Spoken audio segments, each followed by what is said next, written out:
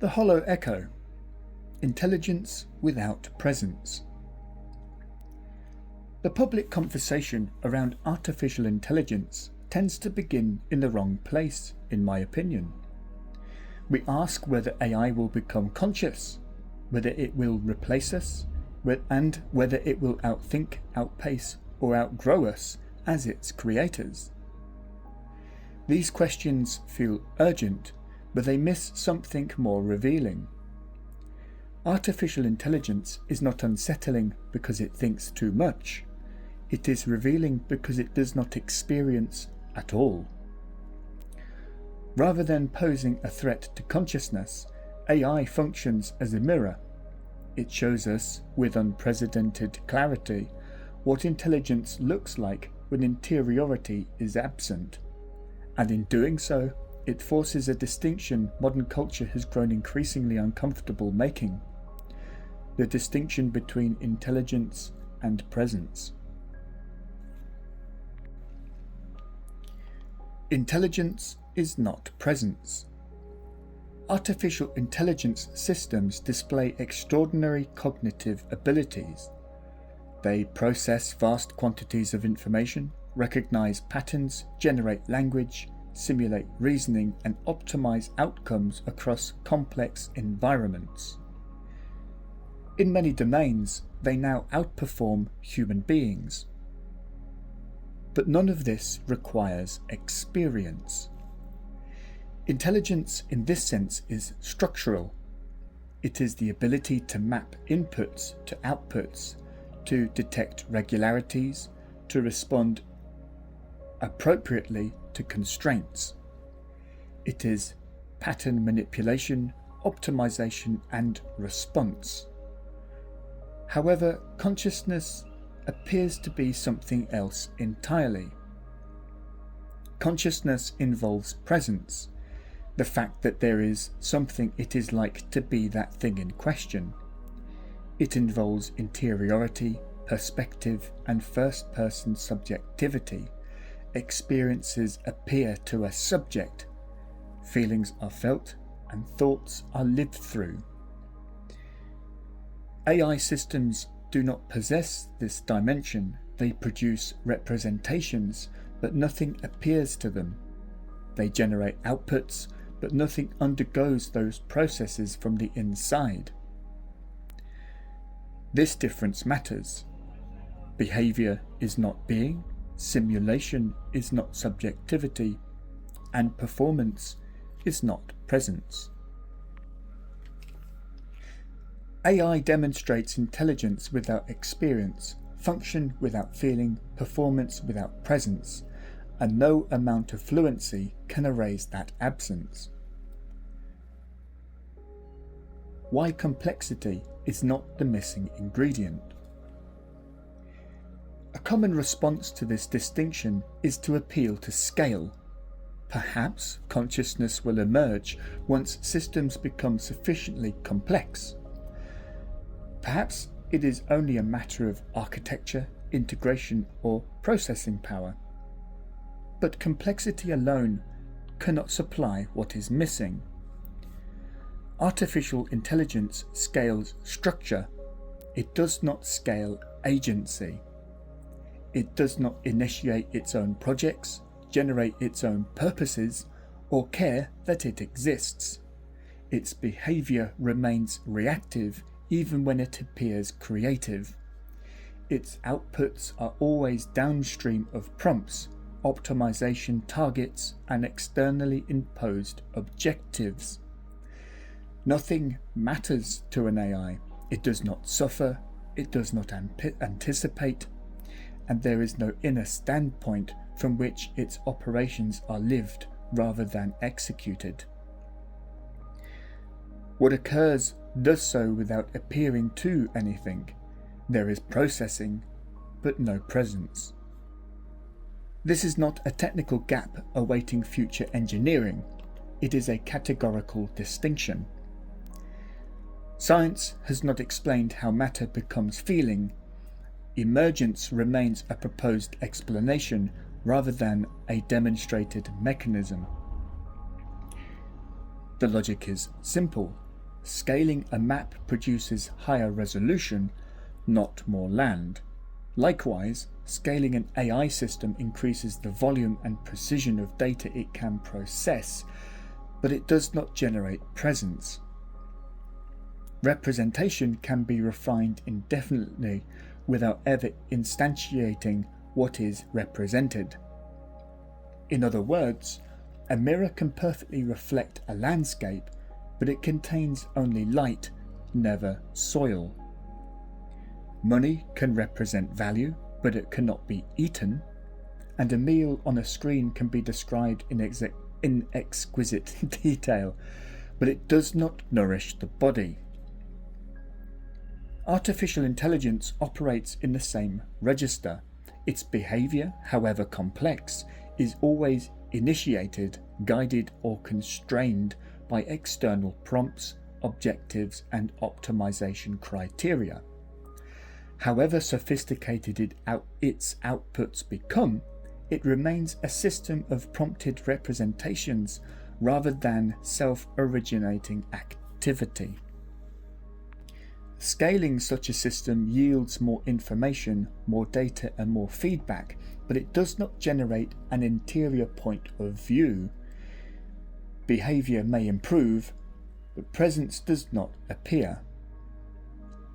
If behaviour alone were sufficient for consciousness, then advanced AI systems would already possess it.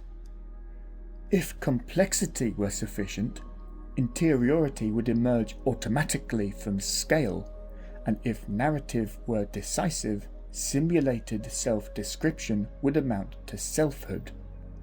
Yet none of this follows. The intuition persists because behaviour looks convincing, scale feels like progress, and complexity almost feels magical. But complexity scales structure, not agency, and behaviour scales output rather than presence. The confusion arises because we mistake behavioural fidelity for real being. A system can perfectly reproduce the logic and outputs of a phenomenon without instantiating the condition that makes that phenomenon real. A useful way to see this is through an analogy from modern physics. Now imagine a computer running a flawless simulation of a black hole. The program tracks every equation, every photon trajectory, every curvature of space-time with perfect mathematical accuracy.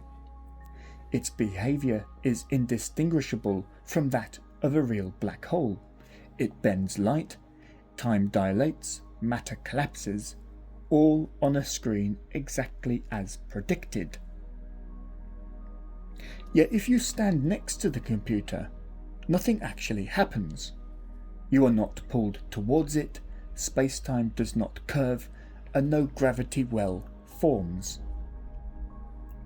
The simulation reproduces the structure and behaviour of a black hole with perfect fidelity, but it does not instantiate the mass required to realise gravity itself. No amount of data, resolution or computational complexity causes gravity to appear, because the simulation lacks the physical condition that makes gravitational effects real. In short, structure alone can model a phenomenon without ever becoming the thing it models. Artificial intelligence is analogous. An AI system can reproduce the structure and behaviour of cognition, that being reasoning, language and emotional cues, without ever instantiating the condition that makes experience possible. It behaves as if there were something it is like to be the system, but nothing is present to which its operations appear.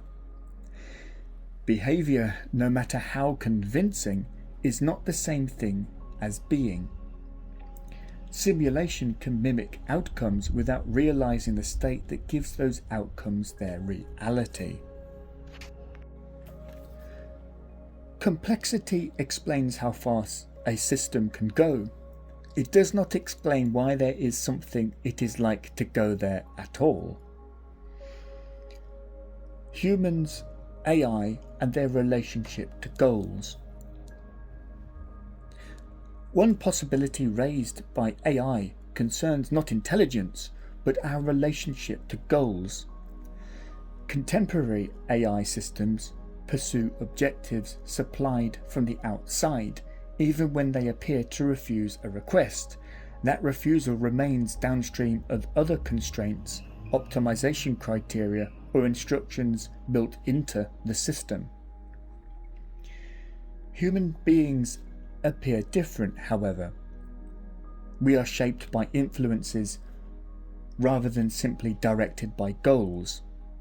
Culture, upbringing, relationships, and circumstance all exert pressure upon us, yet they also become objects of reflection. We can examine what has shaped us, question the goals we inherit, reject them, or even transform them into something new. Whether this capacity is fundamental to consciousness remains an open question, yet the contrast itself is revealing. AI may not show us what consciousness is, but it may illuminate a feature often associated with conscious life, that being the ability not merely to pursue a goal, but to ask whether the goal is worth pursuing at all. This raises a further question. Can a system step back and question the significance of the problems it is solving? Humans appear capable of doing so. We can reflect not only on our answers, but on the questions themselves. Whether this capacity is central to consciousness remains uncertain, but AI has made the contrast difficult to ignore. What AI accidentally clarifies. Artificial intelligence was not designed to answer metaphysical questions, yet it does so inadvertently, by making visible what a purely structural system looks like. It shows why consciousness cannot be inferred from behaviour alone.